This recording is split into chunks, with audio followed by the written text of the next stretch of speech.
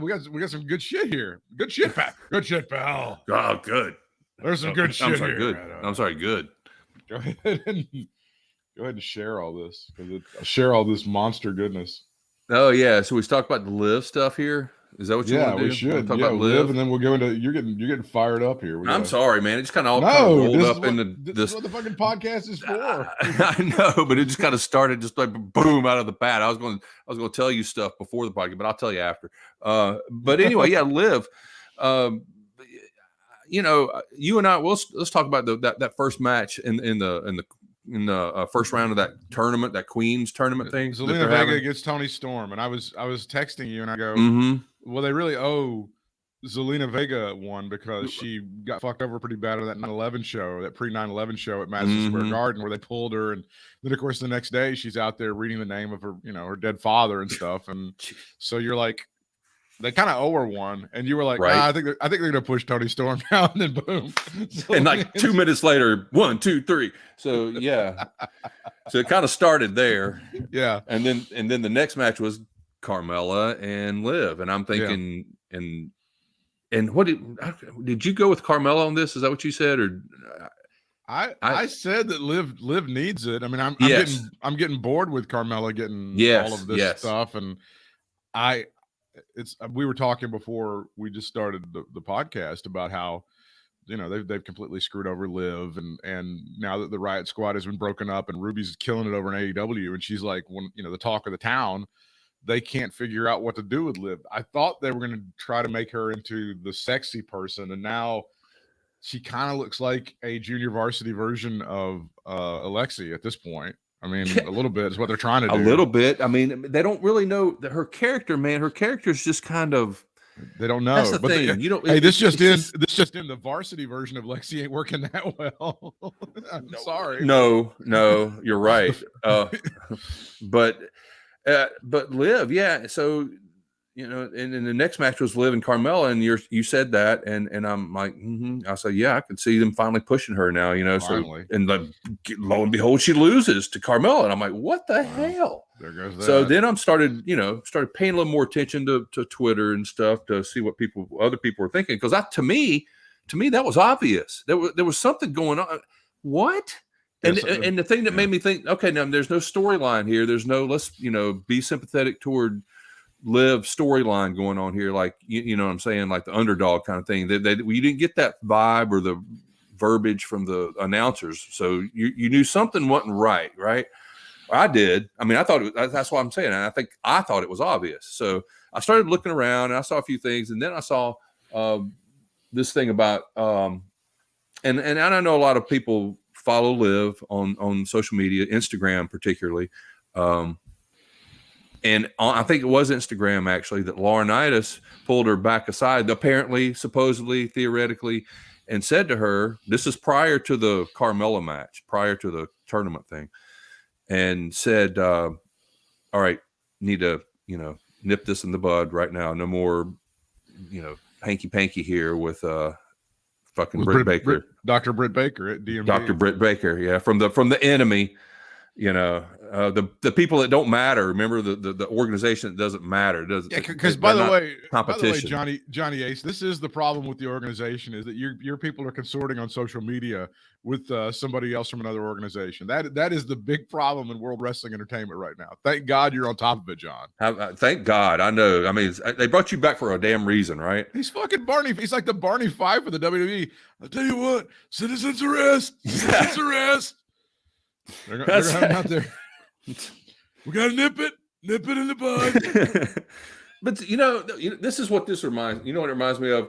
I'm gonna harken back. I know we don't ever do that around here. To the good old days of yesteryear. Join us on the porch with the two old white guys. Pull it up. Pull up the. We need to have a music like queued up every time we start talking about old days. Like Old Days by Chicago or some shit, just I like that music that they would have on the Little Rascals, that little scratch shit on the Little That's all we need. Oh God, that's perfect.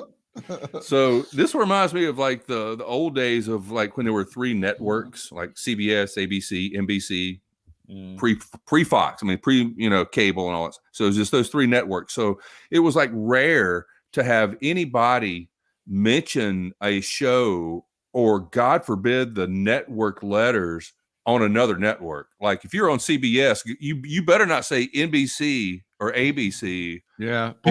Some people won't remember this, but like Johnny Carson would have somebody on from like Joyce DeWitt or something on, and he would say it's on another network. He wouldn't even say it's on ABC. Like it was at a medical facility. That's where it was.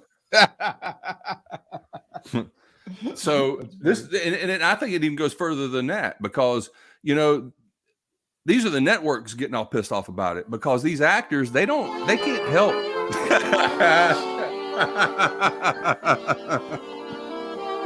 They can't. I'm going to try to get through this with this playing. I don't know if I can. Well, that's why Battle of the Network Stars was such a special night for all of us when we were kids. Thank you. It just doesn't have the appeal now, but it did then. And God damn it. It just, so like I said, it goes further than that. When the networks see these stars that maybe do that and they reprimand it, but see, the stars can't help it. They've worked with these other people on other networks before. They can't help what network they're on. They're just trying to get a gig, right? Yeah. It's not like they're rooting for the network. Of course, they're rooting for the network that they're particularly on, because that's where the paycheck's coming from. But it's not like they, you know what I'm saying? And it's kind of that way in wrestling, because all these guys know each other, but they can't help where they're at. That's where their gig is. Yeah. And you're going to, getting all, can you be doing that on Instagram? Come on, man. I mean, does it really come to that? Maybe you might want to worry about like the talent that you're bleeding right now, Johnny Ace, instead of this. This might be the might want to look at that. Might want to give out a look-see. It's funny that you mentioned that, because it's like, we always hear these stories about Vince looking for his Mighty Mouse, and Liv Morgan could be a tremendous Mighty Mouse kind of thing, right? But then who's that huge motherfucker, Mace or whatever the guy's name was the other night? Brennan Williams used to be Dio Madden on the announce team on Raw. Good God, he looks like he's like a larger version of Damian Priest or something. But see, the thing about him is he's always beside Mace. So he looks. Mace is huge too. So it's Dijakovic. So I mean, you don't appreciate how big he is. I need a Mighty Mouse, and we signed like guys like him and Omos and shit, just like looking like they're skyscrapers and shit. And you can't, I can't wait. By the way, the conversation with Omos, I can't wait till we get the Keith Lee conversation. God damn, it can't work. Send him down to Florida. Teach him how to work. Because you definitely want Omos like doing her. And almost become like almost the Jaguar Jones. I need I definitely need almost doing suicida planchas and shit like that. There's no question. You're an idiot. No, he does like 5 things and he picks guys up and slams them, and that's it. I'm sorry. Real man. That would have been great. Yeah. Like Andre the Giant back in the day. God damn it! Why can't he do sliced bread number 2? You don't need that. He's a massive guy. That's not what we need. It's not his role. I think they were talking about that on the Cornette podcast again. Is like the WWE is just handing this war to AEW. Just like, here, take it. We can't handle it. Just go ahead, take all of our stars, make them into bigger stars, and then I will say this about Tony Khan was taunting WWE because they're going to be head to head on Friday with SmackDown for like half an hour, because SmackDown's going to FS1. And then Rampage is going to be on.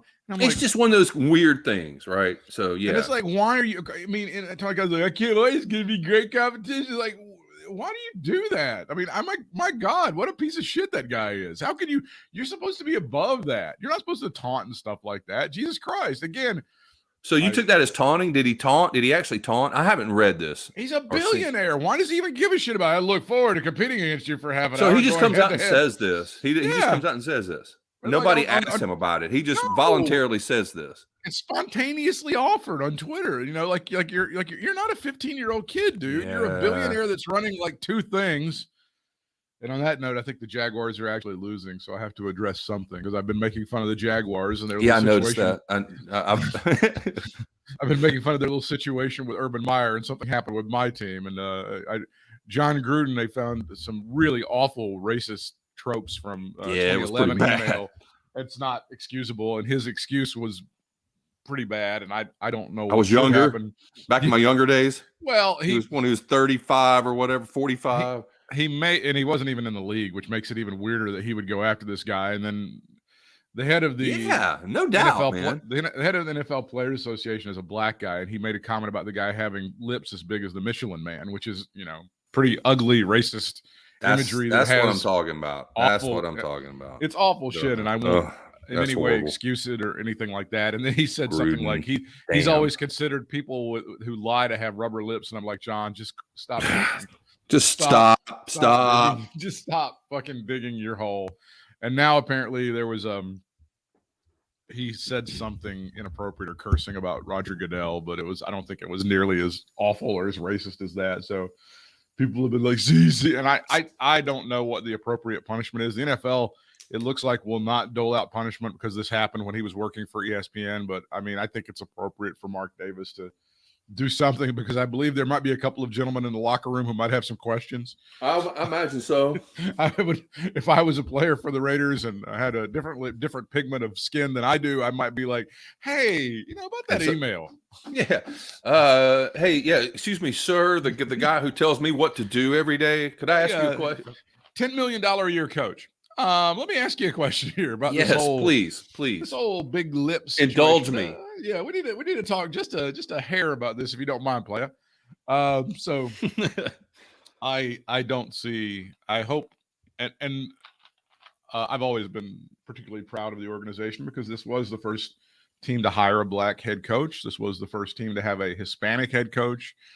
First team that had a female president.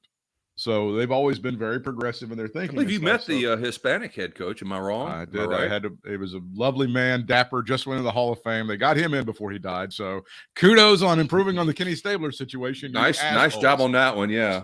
You dicks. I always like to point out that Tom Flores has exactly as many rings as a head coach as Bill Parcells does. But again, that's besides the point. Never mind that fact. So I believe Mark Davis would be well within his rights to serve. I think let's start with a 4-game suspension. You go home for a month, and those paychecks that you would get for your $10 million a year salary, I don't know how we divide that by 17 or whatever, and then we send that to a foundation that helps Black Lives Matter or the George Floyd Foundation or something. Yeah. That's a start. Let's start with that. And then let's open up a conversation, and then we'll go from there. I don't think the man needs to be dismissed. But again, if Mark Davis did dismiss him, okay, fine. I'm not gonna. Oh my God, it's so bad. Chucky's gone. No, I'm not doing that. Of course, the dream would be for John Gruden. I'm glad you said that as a Raider fan. I'm glad you said that. Oh, I'm not gonna be like these other assholes. Kobe Bryant raped somebody. Fuck that bitch, man. You been fucking lying on Kobe. I'm like, no. It's the colors are silver and black. It's a made up nickname. It's only been around for like 60 years. I get it. It's somebody I like. It's not something I have to worship. I don't sleep with it under my pillow. And if one of them fucks up, they fuck up. You have to own that. Just because thank you. It's not part of your identity. I mean, while we're at it, if somebody in my family murders somebody, I'd be like, fuck that. That's a Whitmire you're talking about. That no, he murdered somebody. Fuck, the guy got to go to jail. You got to go to death row. Sorry, that's how that works. So I know. The dream now is, obviously John Gruden gets fired and Urban Meyer gets hired. That would be the dream now in Vegas. So it's like when are people going to wake up and see this right in front of their eyes? I mean, please. I don't even like, I know the Urban Meyer thing to me feels like stupidity. To me, it feels like it. Feels like it. I can't like a stupidity isn't like, I kind of messed up on this one time thing in my life. Well, that kind of stupidity. No, I kind of got caught doing shit I've been doing for a long time. Okay. I got you. That's the kind of the stupidity is like, I lecture young men to watch their step, and I didn't realize that this little phone that's in this person's hand could transmit a picture and video around the world to people that might embarrass me. How about that? 2021. Hello. And I saw the video that I saw yesterday was even better. The girl involved is getting all of these threats and stuff, because people in Ohio are awesome. And right. God, and in the bar where she was grinding on him, and he totally had his hand on her ass. There's like a large picture, like poster sized, of Urban and his wife like embracing after a national championship at Ohio State or something. You can't. So appropriate. So the girl is now in trouble. And like the people she works for are like, I don't know. I'm not really sure if she's going to be here much longer, but we can't comment on it. I'm like, oh, this would be great. The $12 million a year coach, he skates through on this thing, but the 20-year-old or the 22-year-old chick that was dancing on him, she gets fired. That would be fantastic, right? Funny how that works. That would be nice. That would be a really good exclamation point to this entire shit sandwich right here. You know, right. You know, it's like, you talk about the camera thing. Well, that's, you know, the how far we've come in 2021 with cameras and everything. And then there's the 2021 of the 20-year-old girl getting blamed for everything. So, you know, some things just never change. It's true. But if you're, again, the stupidity of it is like a 57-year-old man, you know, not being aware enough or being too drunk or whatever to understand. The thing that I've been reading about, people who played in the league are like, I can't believe he didn't fly home with the team. That never happens. That just never happened. Like if the coach has like an emergency appendectomy, you don't fly home with the team. Otherwise, right. And the team, by the way, was 0-4. They played their best game of the year against Cincinnati. Lost, I think, in overtime or at the last minute or something. Anyway, they were 0-4. And then he says, I'm just gonna unwind for a minute and hang out with the grandkids. You see any grandkids in that video, by the way? Nah, I sure didn't. Saw some people that looked old enough to be his grandkids, but I didn't see. What was the name of that place? What was it? That was fun. It was a funny name. I just started laughing. Pump House or something. Urban, something like that. I was like, oh my god, that's so appropriate too. That in the damn picture. This is the story. The New Horizon Media Group, a marketing company headquartered in Ohio, told USA Today it had begun an internal probe into the female employee after she was filmed dancing near the Jacksonville Jaguars head coach at the Urban Chop House. Urban Chop House is the name of the restaurant in Columbus, Ohio. See, I thought it was like, if it's a chop house, like the chop house, I'm thinking like the nice steak place. That didn't look like a nice steak place to me. No, maybe I like didn't see. That's what I thought. Like a bar, like a nightclub or something. I don't know. Maybe it was the bar at this place. I don't know. And then this mother of woman in Urban Meyer viral video speaks out. I'm worried about her emotional status. And the woman is 24 years old. So Urban Meyer is 57 years old. So, okay, I'm not going to say the 24-year-old's completely innocent here. You know, no, but I don't think she should also have like a ton of bricks fall on her either. I mean, oh no, no. She should have known. If she knew exactly who this dude was, and pretty good chance she knew he was married. Maybe not. Maybe she didn't know who he was. I don't know. A ring. I don't know if there's a ring on his finger or not. Plus that Ohio State. That's true. That sweet Ohio State pullover, that quarter zip that he had on, that's pretty nice. Yeah, that was pretty nice. Jesus. But my point would be, I can blame Urban Meyer's thing on stupidity. I can't really blame John Gruden's thing on stupidity. I mean, racism is stupid. But it is. That doesn't feel like something stupid that you did in the moment. That feels like something that was in your heart that came out. You know? Yeah, and and these guys like Hogan and stuff that come out and say it was a one-time thing, and sometimes I can't believe I did that, and man, God, stop it. Hogan handled it in the worst possible way because way. You know, his initial thing was, when I grew up, we used to call each other nigga all the time. I'd call my white friends. I'm like, no, you didn't. No, you fucking didn't. And in 1970, you're not walking around Tampa calling your boy my nigga. You're not doing that. That's not happening, you dumb son of a bitch. That was not a thing that you did in 1970, 71 down in Tampa. And then it was almost like the Cornette thing. Cornette was like, when he got in that fight up in Wise, Virginia, he goes, I was just in a cuss fight, goddammit. And I just called somebody the worst thing I could. I don't know. It's like, no, that's it. Yeah, you did. Well, no, yeah, you did. You are correct on that. But it wasn't on that particular point. Yeah, you did. So let's talk about that. And he said the rules of the cuss fight are you just say whatever. I'm like, no. You don't do that. That's in your heart, dude. That's something that you were doing. So you can't really excuse it with like, you can't. It wasn't stupidity on Gruden's part, man. He's got some soul searching, and he's fucking working for ESPN, and he's pissed off about a lockout. Yeah. Are you that pissed off about a lockout? You're not even in the league, dude. ESPN's gonna still write you the checks. What the fuck? Maybe if there's a lockout, you won't get a couple of checks, but you're okay.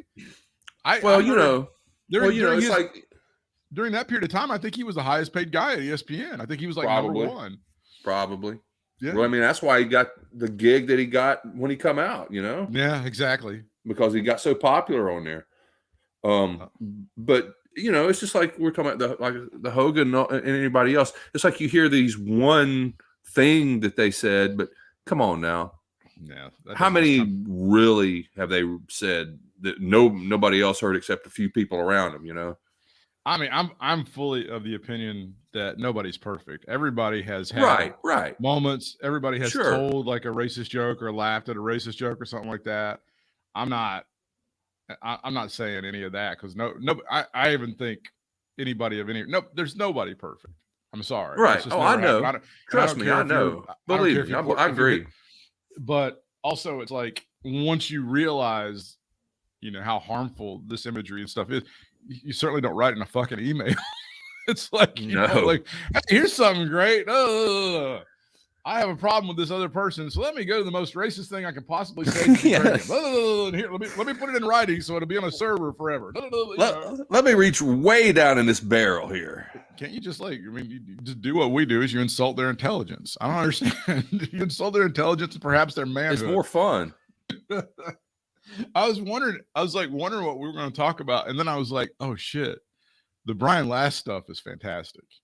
The Brian Last stuff to me was the most fantastic stuff. So he's been teasing this shit since like I think July about the story he's going to tell about why John Arezzi and Ron Fuller are no longer part of the Arcadian Vanguard network, right? Okay. I wasn't sure where we're going with this. Okay. Yeah. I know what you're talking about now. Okay. So Brian Last. You haven't heard this, right? You haven't heard this. No, I haven't. See, I really haven't listened to a lot of Brian Last and Cornette over the last few months. Here's the problem.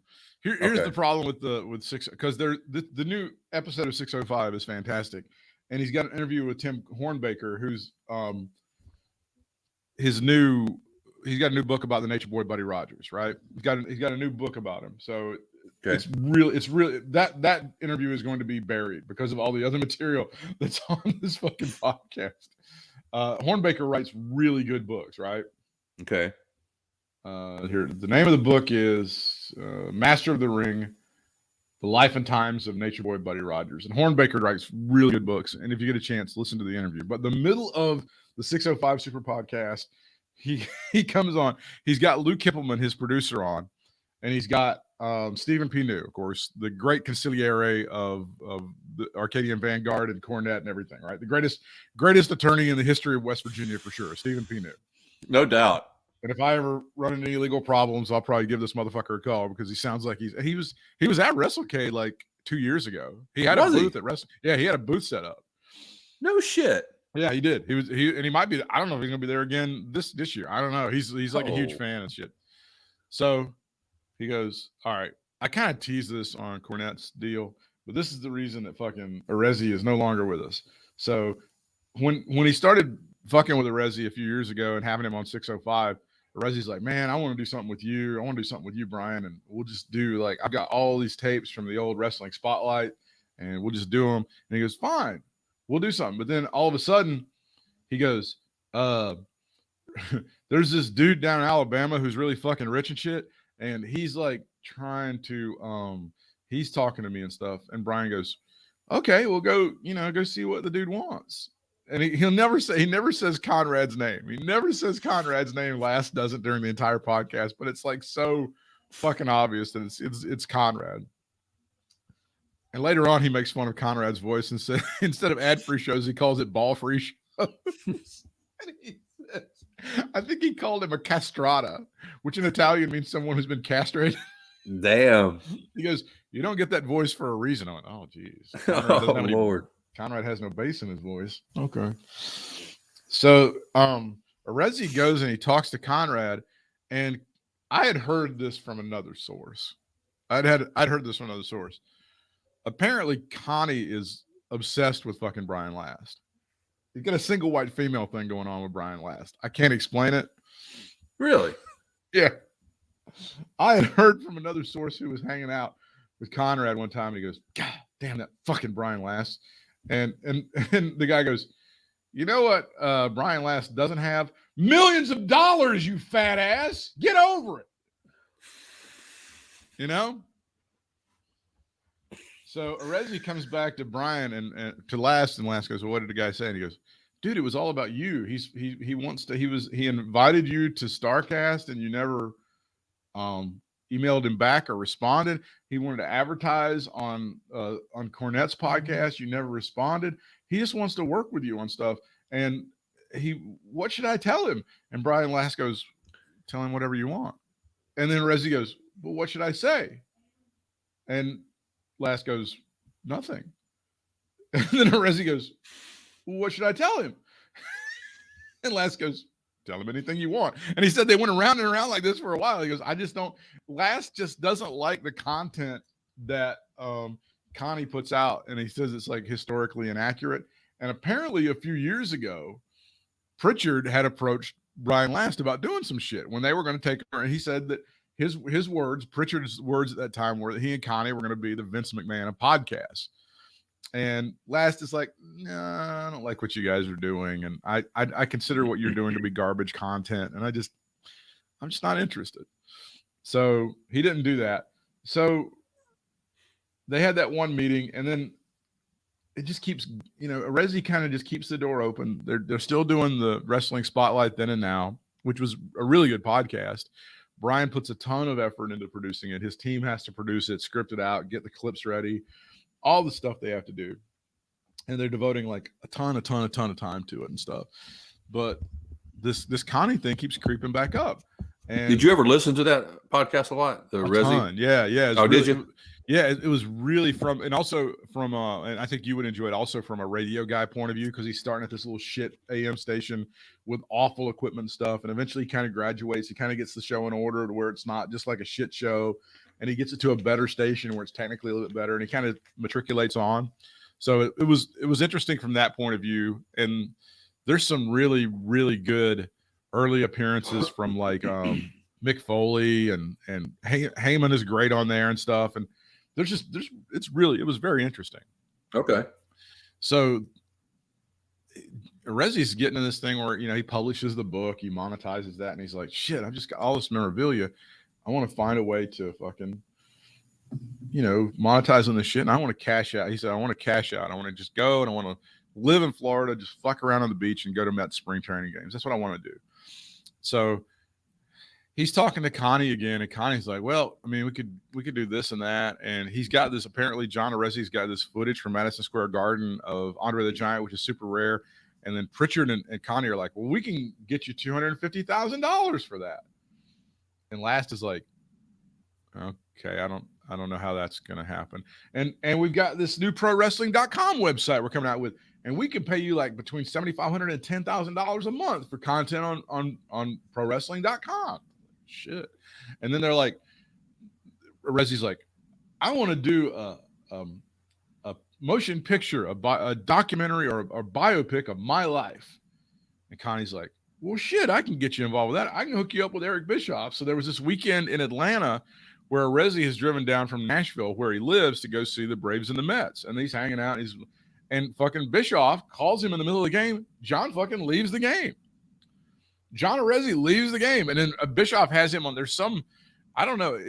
Last said that Bischoff has some sort of radio show in Montana or Wyoming or where the fuck he is. And Arezzi was on that show.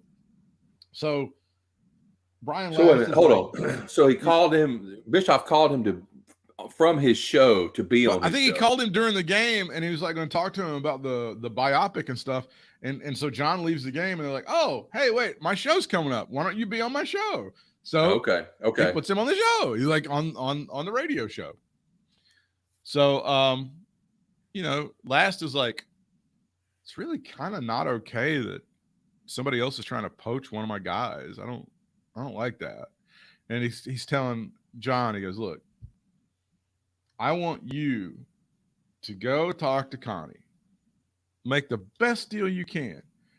Just, I want you to get a ton of fucking money. It'd be great. I'm going to give you a deadline, July 25th. Just give me some kind of answer. Just give me an answer. And if we're not going forward, it's okay. It's a business thing. You go with him. You make a shit ton of money. And I'll continue on my way. I've got all these other things going on. And he said during that period of time, which was like 3 weeks from July 4th or the 3rd through the 25th, Last goes, it was great. I had time to do stuff. I had time to spend with my kids. I think they had the new baby that was either coming or was born. He's like, it was great. I wasn't spending all this time on this fucking on this podcast and shit. And he's talking to Conrad. So they have a meeting, or they have a conference call on July 26th. And he goes, all right, John, where do we stand? What are we doing? And John goes, well, nothing is imminent. So Brian Last goes, wow. Well, what I had hoped you would say was, I fucked up. I flirted with somebody else. I don't want to be with them. I want to be with you. Let's just go forward with this. And I'm going to turn off that. And that's not going to happen anymore. That Conrad stuff is out the window. I'm Arcadian Vanguard all the way. And that's what I'm going to do. And Last goes, yeah, that's not the right answer. I can't have you half-assing this stuff. And I can't be devoting all of this time with my staff and myself to the show with you playing footsie over there with Roll Tide. How'd they do last night? How'd they do last night? That work out for you? Roll Tide! So he's like, all right, fine. And he cuts off Arezzi, and then they're going to do away with the Patreon thing. And then Arezzi's very concerned about, what's the messaging going to be, Brian? Well, Brian goes, I'm going to tell the truth. Yeah. But what's the messaging going to be? And Last is like, I'm going to tell everybody the truth, that you had this big, huge, rich guy in Alabama trying to flirt with you and didn't really give you anything, and you couldn't stop your dick from getting hard, and now we're not working together anymore. And so he, there's some funny stuff. There was some funny stuff. You have to listen to it. He's like, I do. He said, Brian said, I do regret one thing when I was talking about it on the Cornette show back this summer. I do regret saying that Arezzi didn't lie, because there was something about John Arezzi was like, I never said who it was who I was negotiating with. I never said that. And Brian's like, bullshit. I know exactly. Everybody knew exactly who it was. There was no question about it for you to like do that at this point. But he's John, like Brian Last is now threatening to, like, if Arezzi continues to lie about it, he's gonna like reveal some more details and stuff. And every time he says something about it, apparently every time Last says something about it, apparently Arezzi sends him a DM going, please just leave me alone. Just leave me alone. So what has Arezzi been saying? I mean, has he been going around saying just different stuff, or is he sticking to some lie story? I don't know why Brian. I don't know. I didn't do anything wrong. He's being stupid.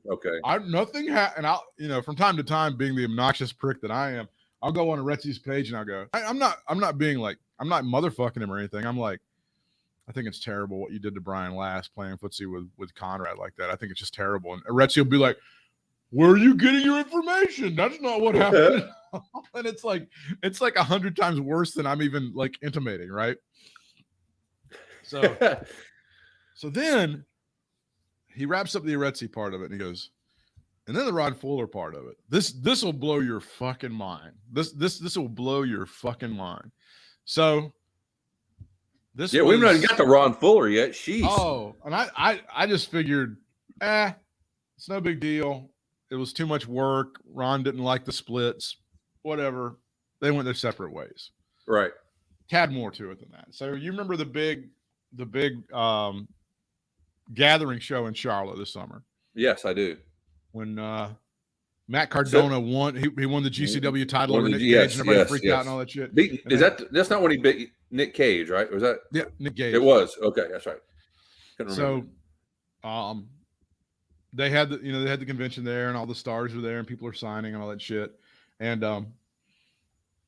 Lou Kiffleman gets this really weird call from Diana, who is Ron Fuller's live-in girlfriend. And he doesn't really know her that well. She's been in the background of some of the stuff. Ron Fuller doesn't wear earbuds or headphones or anything, so you pick up a lot of background noise and shit from the room, and sometimes Diana will be like, "Hi, how you doing?" It's just horrific shit. Right. So she gets a voicemail. It's kind of a cryptic voicemail, and it kind of troubles Lou. And Lou calls her back, and she details, like, she says that Ron Fuller has been verbally and physically abusive to her for who knows how long. But she's telling Lou Kippelman, who she doesn't know that well. And they had about a 45-minute conversation about how certain things had happened. And there was this story from, I think, earlier this year where she allegedly like tripped and then hit her head on the pavement in the driveway. But no, that was him striking her. And she's unloading all that stuff on Lou. And meanwhile, here comes Ron back into the hotel room, and she goes, "Oh," Diana goes, "Okay, Lou. Well, I got to go. Ron's here. Bye-bye." And she hangs up. So Lou calls Brian Last, and Last goes, "Man, I'm right in the middle of something. Let me call you back in about half an hour." Last calls him back. Lou details all this shit about Ron Fuller and about like, well, fuck. And he's like, I don't know what we do about that. I'm not sure exactly what to do. So I think Lou or Brian, one of them made an attempt to call Diana back and just say, "Hey, you told me some pretty disturbing stuff the other night. I just wanted to check in and make sure that you're okay, that that you're all right." And I think Fuller ended up I think he left Charlotte early, went back to Knoxville. They'd already moved back to Knoxville from Panama City, or from Pensacola. Sorry, from Pensacola. So he talks to Diana, and she goes, "Oh yeah, everything's fine. Ron's here. I got to go. Bye." And they're like, "Oh shit. Well, that's not good." Meanwhile, they're talking to other people, and there was some sort of intimation or inference that it might have actually been Robert. It might have been Ron's brother, Rob, that like, they were like, "Yeah, I've heard this stuff before." And then somebody said that they'd seen some bruises on Diana and stuff. So they were like, they think it's Robert, his brother, doing this to her? No, that Robert could confirm that this had happened. Maybe. Oh, I'm sorry, I misunderstood you. I'm sorry. Okay, it was that was what I got out of it. They were like, gotcha. We can't say who this person is or what the relationship is, but they were that this had happened. And it's always wrong for a man to lay his hands on a woman, but when you get a 6'7" motherfucker that's manhandling a woman, that's even worse, I think. Oh yeah, yeah.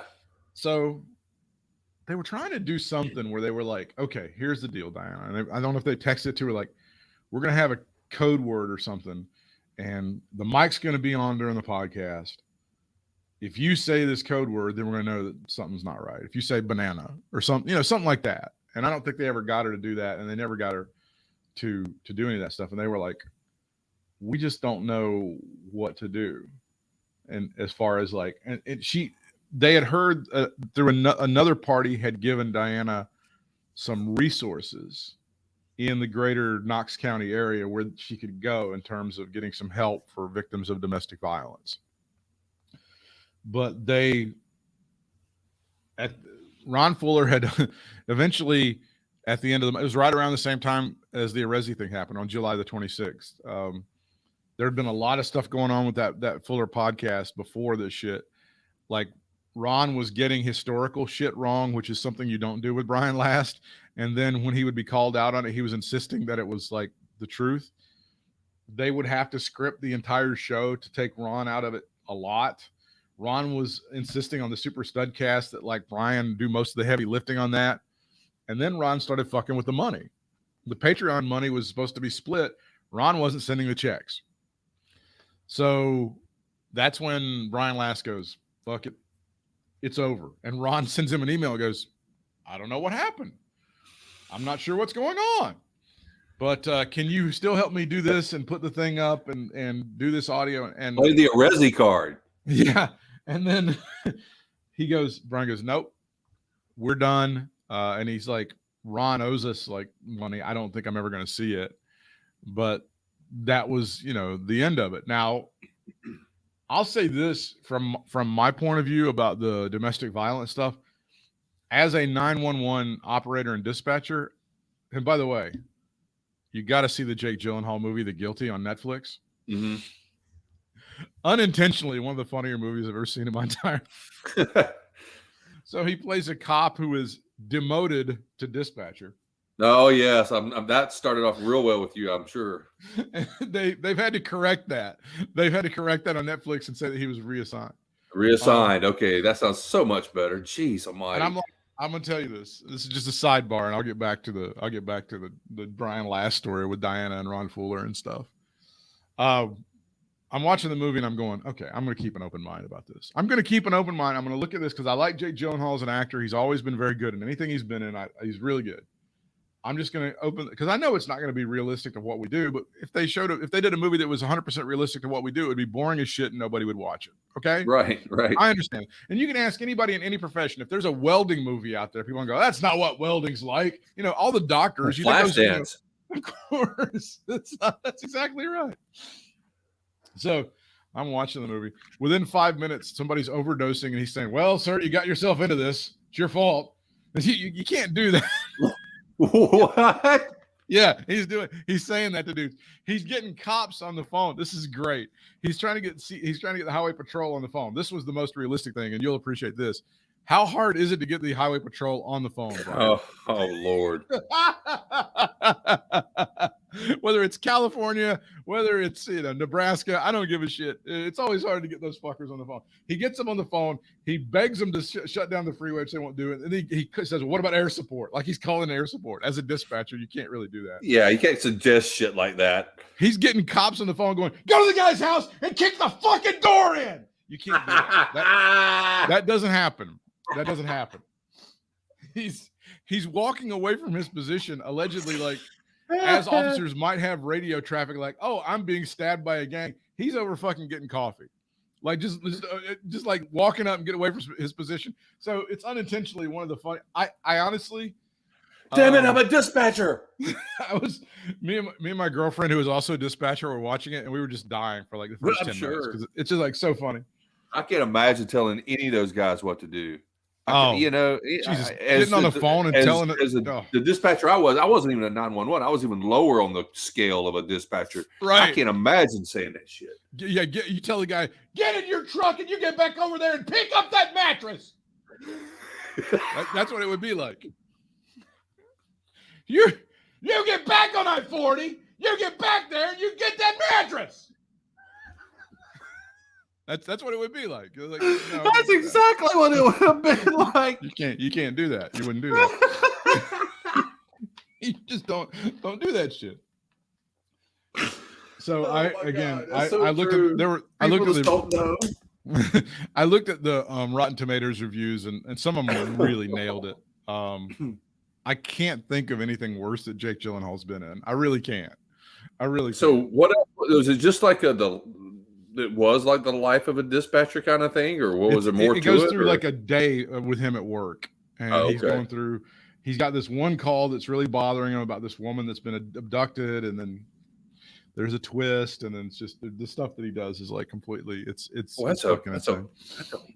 a busy day. It's a very. You ever had a busy day like that? It's like training day or something. Like, training day is like one day in the guy's life or whatever. Right. Okay.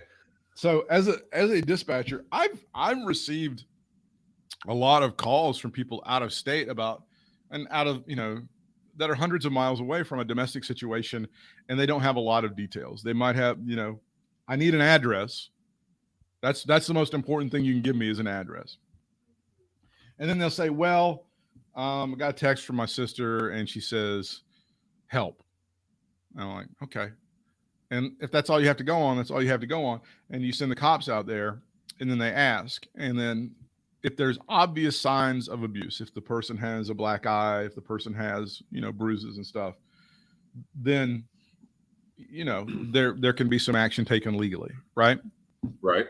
And you're seeing this with the Brian Laundrie and Gabby Petito case, right? You're seeing that, she said she initiated it, and then there weren't any physical signs of abuse on her, and blah, blah, blah. And now she's dead. And there's some people who are critical of the cops and stuff. And, there's various opinions on that. Yeah. My thing is, my point on all this is if Brian Last and Lou Kippelman called the dispatch center in Knox County and said, "Hey, we've got an address.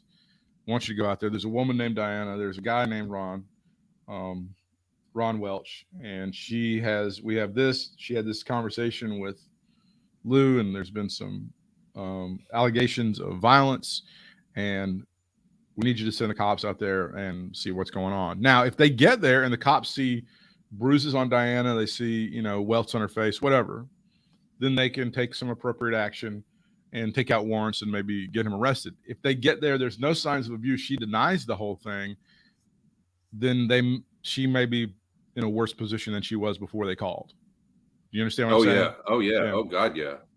So that's the difficult position that I'm in. Or not I'm in, but that Brian Last and Lou Kippelman is. If you have this information, and should you go to and they would be, like I said, they would be well within their rights to go and report it.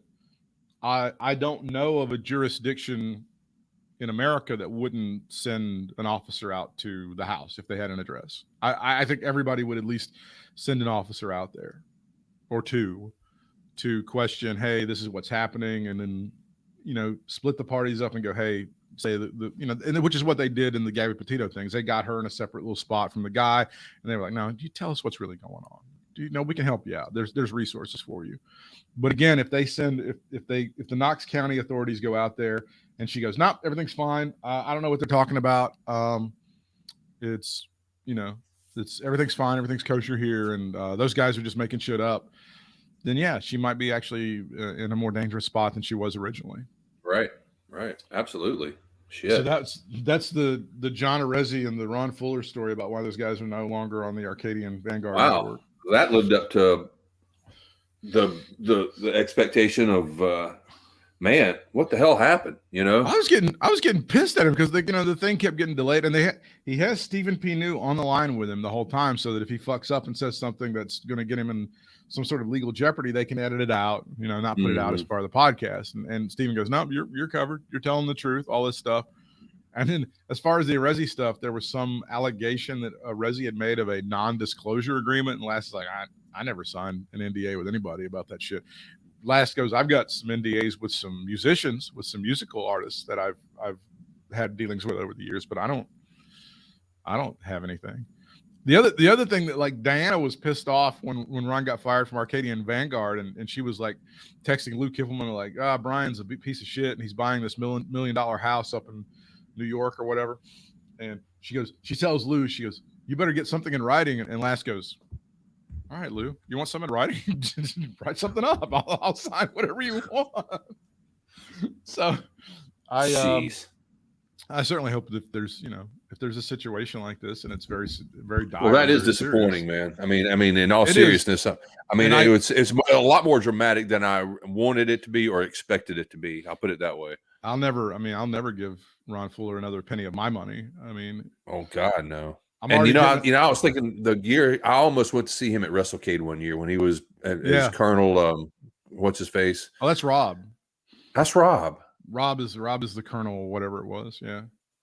See, I get them mixed up. See, well, never mind. Ron was the big Tennessee stud, and then Rob was the Colonel Parker. Yeah. Colonel Parker, and then he was Tennessee Lee as well. He was the guy Tennessee that managed Lee. I remember Tennessee Lee. Yeah.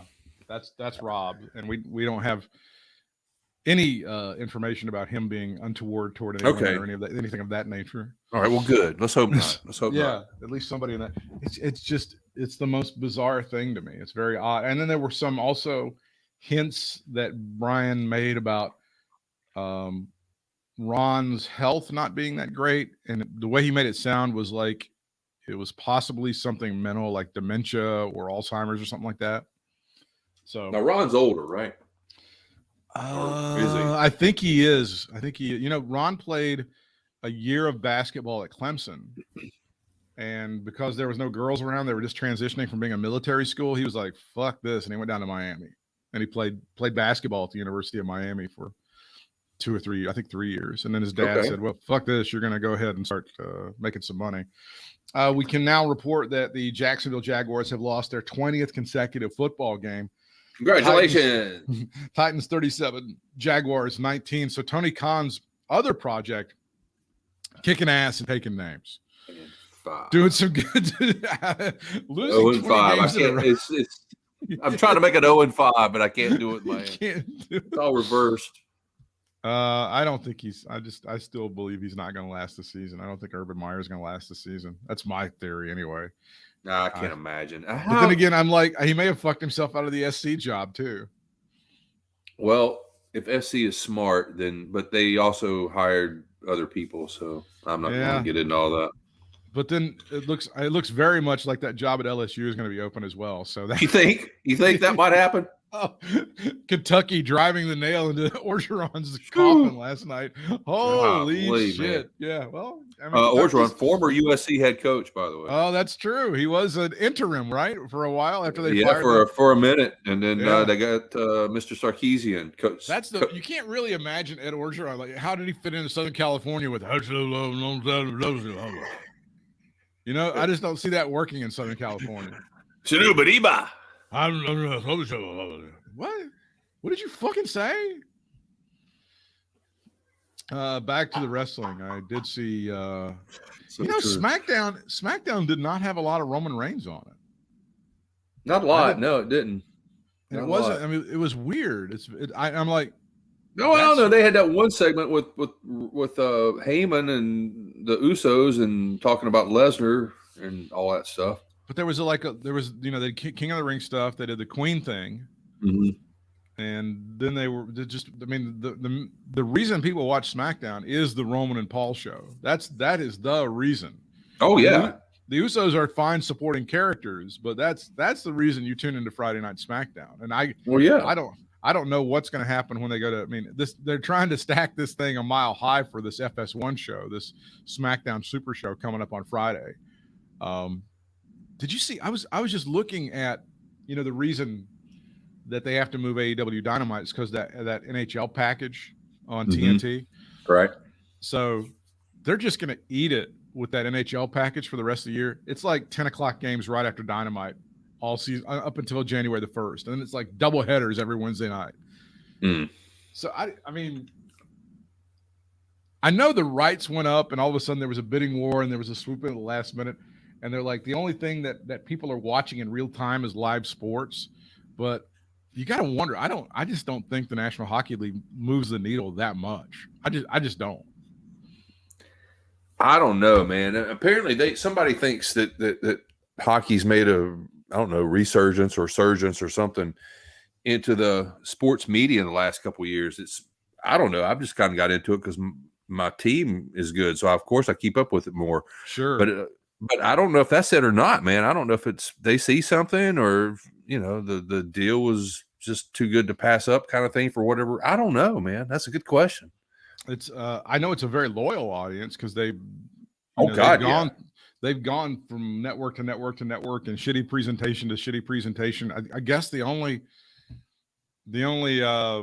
real thing that the hardcore hockey fans like are the CBC, the Canadian broadcasting productions are supposed to be like godlike, Hockey Night in Canada, which has been around since Jesus was a small child, right?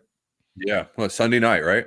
I think that's it. They used to use the hashtag HNIC, which doesn't mean what it's supposed to mean. I think here in the United States. Did you happen to see but that's where football night in America, isn't that what they call it on NBC? Yeah. That's where they get it from. Yeah, that's exactly right. That's exactly right. Did you happen to see the Johnny K9 Bruiser Bedlam episode of Dark Side of the Ring? Didn't have any interest in seeing it. I'll go back and watch it at some point probably, but I started thinking Nick Gage and how much I didn't really get into that one. So I figured it would be like that one. So I don't know. Was I right or? It's an interesting story. Okay, it's an okay story. I mean, I think the last 2 weeks have been kind of not superstar blockbuster presentations of FMW and also this. I didn't see that one either. I'll be honest. It's okay. It's again, those are like if you were going to miss a couple of episodes of Dark Side of the Ring, these would be the ones to miss, in my opinion. Okay, good. But I do have them saved up. I've got them recorded, so I can go back and watch them whenever. I just didn't end. Well, when you just come off, fucking the plane ride from hell, and that just is such a bombshell that reverberates across the landscape. And then how do you follow that whole thing up? The The Luna Vachon looks pretty good. And then, of course, the granddaddy mega main event is going to be the steroid trial. That's the one that everybody's waiting for. Oh, yeah. Oh, hell yeah. I'm waiting to see who all is going to be talking on that bad boy. Oh, they got Jerry McDivitt. They got McDivitt to sit down. Like, he never talks to anybody about anything. Well, I mean, he's going to be coming from I'm the lawyer for the WWE perspective. He's not going to be. Exactly. But he's like, oh, my God. But he's not going to spill shit. He's not going to say anything.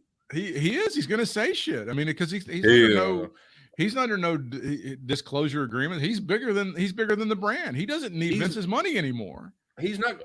You don't think so? No, that guy's independently wealthy and part of his law firm, and he's cruising into retirement anyway. But he is the Prince of Darkness. So you think? Yeah, he is. But do you think McDevitt's going to come out and say something big time? I don't think he's going to say that nobody else knows about. I don't think he's going to say stuff that's negative toward Vince. I don't think that's going to happen at all. But that's kind of what I was saying. Yeah. Yeah. No, he's going to spill some stuff that you've never heard before. But he's not going to say anything that's going to be derogatory toward the organization for sure. As we prepare for Crown Then Jewel. I don't want to hear anything from him. Then. Well, there's going to be some good insight and stuff into the trial. I don't want to hear about how much. Such and such was shooting up that nobody ever talked about, and then not say anything about derogatory about the WWE, who was obviously just letting it roll. I don't want to hear that shit. I want to hear the guys that got shot up and the guys were there that actually didn't shoot up, watching people shoot up. That's the people I want to hear from. Well, I think they're going to be part of the episode as well, and you're going to hear about Zikori, and you're going to hear all about that stuff. But I think there's a lot of technical stuff about what the FDA had approved, what they had not approved, what they had said steroids could do and could not do. I think you're going to get into that. And at the end of the day, I think you're going to look at McDevitt and go, I really hate this guy, but God damn, I already do. I mean, just thinking about it. He's a masterful lawyer. I mean, he's really like, if you were in trouble, this is the asshole you would want to represent you in court. This is the guy. Yeah, unfortunately. Yeah. This is the dude that you would want to have on your side because but when Vince was going against the government, it was just like when the terrorists attacked us on 9/11, Bryant. It was a day that will live in infamy. The Briscoe brothers appeared at GCW Fight Club last night, challenging the GCW Tag Team Champions. Jay and Mark Briscoe challenged Matthew Justice and Mance Warner after they, along with AJ Gray, defeated Alex Colon, G. Raver, and Akira in a 6-man tag match. Warner cut a promo after the match saying there weren't any tag teams in pro wrestling that could challenge them. Hey, does that sound like something Kenny Omega said like a couple of weeks ago or something? That brought out the Briscoes, who immediately confronted the champions and answered their challenge. Announcers speculated when the match could happen. The Forbidden Door is now completely wide-ass open, Brian. Unless you're Liv Morgan. And in that case, dude, don't Instagram with her. Don't engage with her. They're the enemy. That sounds just like probably so, and again, we don't know this actually happened, but come on. Why it all goes back to what I first said. Why would she lose to Carmella and nothing be made of it after everything that she's gone through with all these weird storylines about her losing and coming back and then losing and then coming back, and then here she loses and nobody says shit. So she just lost. You think this is clearly a punishment? It seems that way. Yeah. That's what got me interested in what might be going on. That's why I even saw what I saw about the Laurinaitis thing. I could see why people would say that. All right. Any closing remarks on another award-winning edition of Katie Vick is Alive? No closing remarks. I think all my fired upness is gone after earlier. You got to pace yourself, man. Pace yourself. No, that was good. I'm glad. It's good to hear the passion. Bryant can be followed on Instagram and also on Twitter at Bry Sports, BRY Sports. He's active on both those platforms, as he is on TikTok at Stanley Jackson 23. Our show Twitter is at Katie Vick Alive. I am at Britt Whitmire, BRITTWHITMIRE on the Twitter machine. On Instagram, it's BDub for Reels, BDUB number 4, REELZ. Don't forget the Brad and Britt cast, which happens 4 days a week, and it's available wherever you get podcasts. If you want to hear about politics and stuff of that nature, that is the Brad and Britt cast. Follow us at Brad and Britt if you want to support this show and what we do At Katie Vick Alive is where you go to make your Amazon purchase. Or I'm sorry, at katievick.com. katievick.com. That is our Amazon store at katievick.com, and that helps us out a little bit. Does not change the price of the stuff that you're buying. We do appreciate every bit of your support. Until next time, fans, we'll see you ringside.